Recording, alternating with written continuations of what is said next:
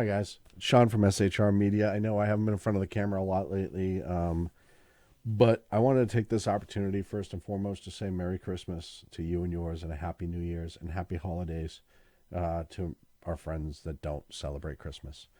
Um, I really hope this holiday season, as tumultuous as this year has been, can be wonderful for all of you, and I hope that your Christmas and your time with your family and loved ones can actually be appreciated.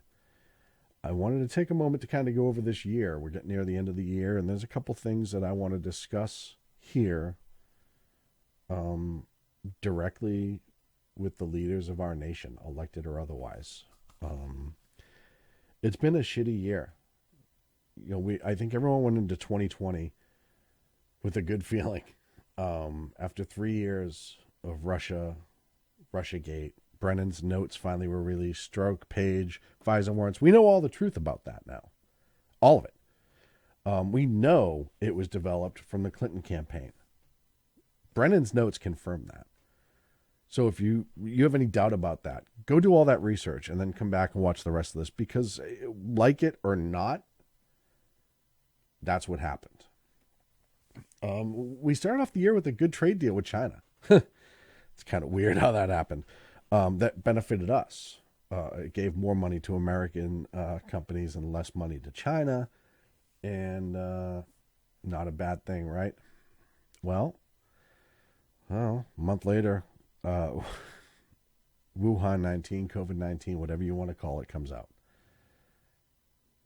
And it spreads like wildfire out of China, surprisingly. And we didn't know much about it. We knew it was an illness. We knew it was a little crazy. We didn't know. However, it got out, and we can argue the merits of that later. I have my own suspicions, but for the sake of this video, it got out.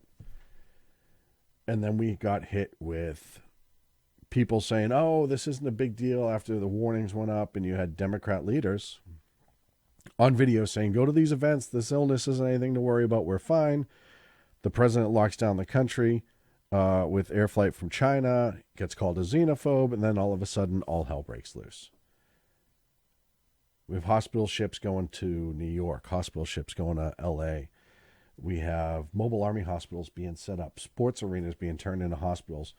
Holy shit, people dying left and right. And then doctors being doctors, the good ones, started finding the therapeutics. And we had the argument about hydroxychloroquine, and it was bad, then it was good, and then it was bad. Now we're starting to see it was good again.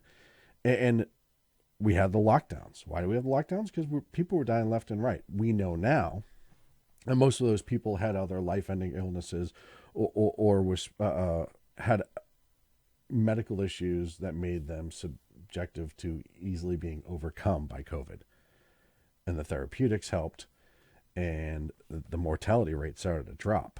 Now, if you had other illnesses, like you were elderly, you had stage 4 cancer, then you were more susceptible to the illness. We started seeing reports of people in motorcycle crashes who tested positive for COVID 3 days earlier coming out and being reported as a COVID death.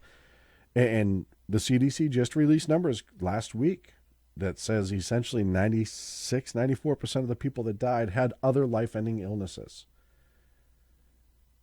Doesn't matter. We went into lockdowns. And I think most people in this country, as much as we didn't like the lockdown idea, we were waiting to kind of see how it happened, how bad this illness was. And none of us liked the idea of the lockdown, but I think that most citizens had faith in the fact that we were trying to do the right thing. So then we got the first stimulus. We were told 14 days to flatten the curve. It started to go longer in most states. So the stimulus went out to try to help people who are out of work. Obviously, there was other pork built in. And I think even with that first stimulus, most people thought, okay, they're trying. I mean, it's not an answer. We should open up, but we know that. But they're trying. Then the election started. Especially, June, July, when things started really getting going with elections. And then all of a sudden, you had BLM and Antifa, Chaz, Summer of Love, cities burning down, riots, defund the police. The whole summer was absolutely off the hook. And we're still stuck in lockdowns. People aren't working. And then we're being told, well, you can't have this rally for politics, but this one's okay because they're angry. And then they can burn down the city here, but if more than 20 of you get together, you're going to be arrested. It just went shithouse crazy. And people started getting pissed. Rightfully so. I was too. And then what happens? All of a sudden, Twitter, Facebook, other social media starts playing hall monitor on what's being said and shared. Well, why? Well, because you can't share misinformation. Well, who's to say? I have a doctor who's as qualified as this doctor who says this, and that's opposite than what your doctor says. You can't say that what I'm saying is wrong. You just don't like it. I'd rather you just put a post that says, Twitter thinks this sucks. Okay. It doesn't mean it's a lie. If I hold up this piece of paper and I say, hey, this is blue, and everyone in here is going to agree that this is blue, that's different. If you want to put a stamp on a Twitter thing or a Facebook feed that says this paper is actually not blue, okay, that's a fair argument.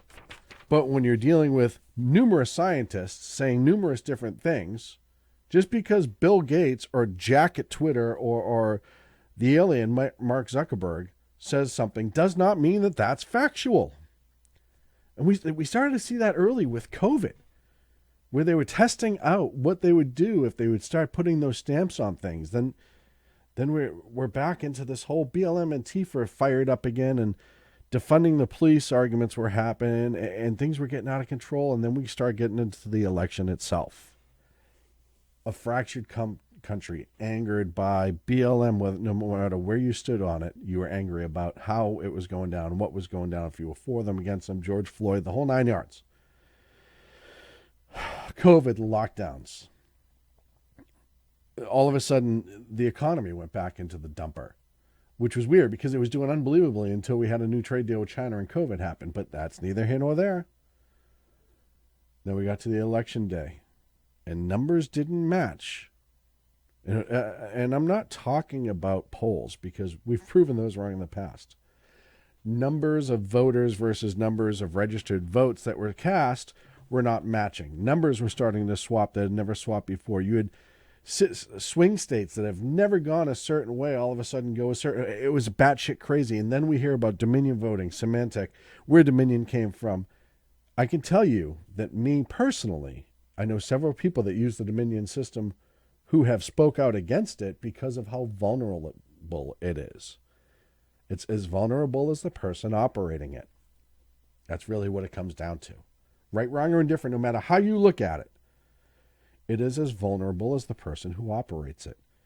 Then we started seeing videos of numerous amounts of the same ballots being run through different times. Dead people voting time and again in different states. The country started to go insane, and rightfully so. Because, let me tell you something, our elected dear leaders. Our vote is one of the most sacred things that we have as a free people. The right, which we have the right to elect our own leaders who we deem worthy in our republic to represent our area, our people, our state, is one of the most sacred rights. It kind of falls right after the First and Second Amendment for a reason. The first two protect the third. And now you start having this ire of suspicion. And then it's almost like intentionally we started getting into the stimulus talk. After months, almost a month of, hey, this isn't right. We see videos popping up from Atlanta, Pennsylvania. We see people, the Coffee, Georgia county clerk showing us how the system can be moved. You had double votes in Nevada. It just went absolutely batshit crazy. And what do the Democrats do? Well, hey, you just have to accept this now and just move on. Why can't you move on? It's time to heal, we're being told. Time to heal. And then all of a sudden, some rhino Republicans. Mitt Romney I expected, but other ones started to come in. Oh, we have to heal now. We have to get together. No. We don't.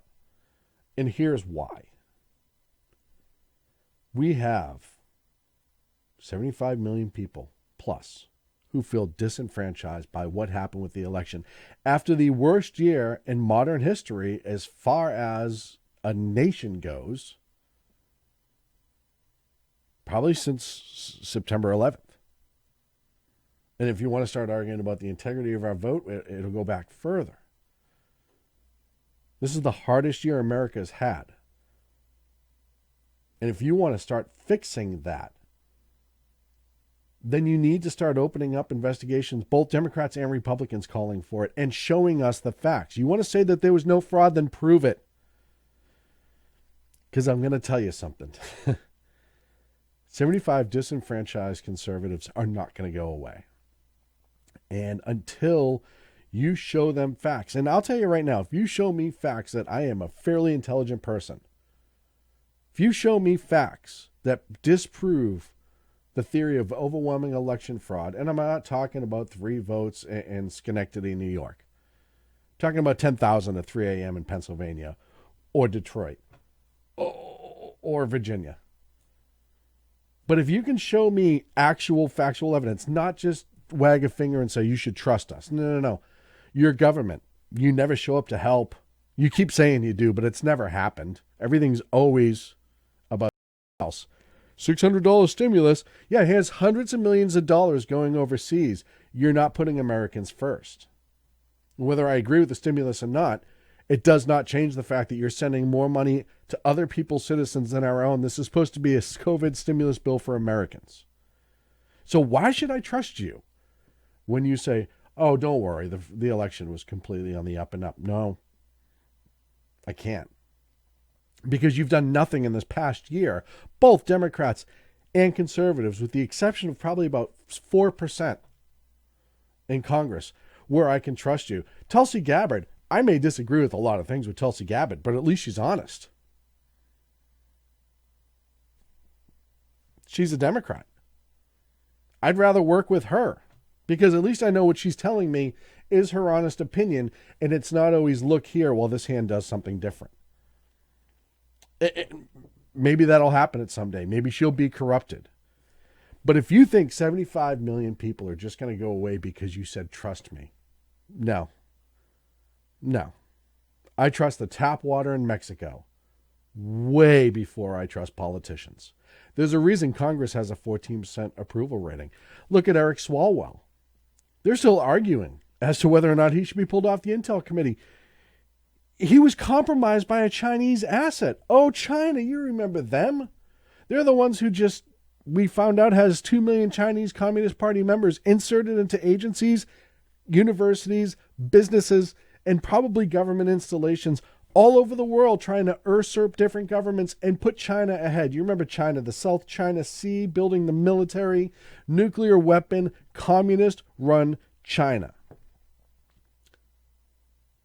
She put an intern in his office, fundraised with him, and a bunch of other Democrats. But don't worry, Eric's fine. Why should we trust you? Even if I don't care. Even if Swalwell is not compromised, even if he was way more accomplished, and we found out that everything was on the up and up as soon as he found out, he took real action. If I was him, I would tell them to pull me off of it because you don't need the drama. No individual is that important on any of these committees where the drama, the ire, and the suspicion of the American people is outweighed by that politician. Pull his ass, but you can't. And then you wonder why none of us trust you. All these links we've seen with the Chinese government and politicians in America, you don't give us reasons. And then you dangle the second stimulus in front of us. Oh, it's $600. You wonder why people hate Congress and politicians. Because you're all the same. Which is why a lot of people like Trump. They may not like the words that came out of his mouth, but they like how he bunked the status quo and did things not like a politician. You have a choice to make before you move forward, our elected leaders, Congress specifically. You can be transparent about everything. And maybe some of the 75 million disenfranchised people like me we'll accept it and move on. Or you can't. You choose not to. Tell us to, don't worry, we're your leaders. No, we're your leaders. You seem to forget that. If you're a member of the GOP and you are not fighting tooth and nail to have every part of this election exposed, however it turns out, if everything's exposed and everything's on the up and up, okay. And if it's not, you need to take action. And if you don't, you can kiss the GOP goodbye. That's best case scenario. I'm just saying. There will be other parties that start popping up. And it may take some people some time. And it's not going to be like the Libertarian Party where they're so fractured. I think this year has proven that there's a lot of us who can get on the same page and ignore some of the smaller differences. And the GOP is going to go by the wayside. Democrats, you are too. Because we'll never work with you again. That new party coming in will not work with you. We don't trust you. If you're an elected official, state, local, federal, look at me in the face. We don't trust you. We haven't for years, but now it's just beyond ridiculous. All of these medical experts that were run by the government who tell us to do this, we found out vast majority of it was bullshit. We were told that Russia. We find out China's got their hands in everything. Bullshit. The timing of BLM and Antifa going crazy in the summer just before elections is not lost on us. We know where that money came from. We've seen it. The millions upon millions of dollars that BLM got through the Democrat voting installation, and then it hasn't gone to the communities. It just went right back to Democrat officials. It's money laundering, but whatever. Here we are. Social media run by Silicon Valley and the left, silencing any opposition to what COVID or Democrats or anything says. And then election tampering.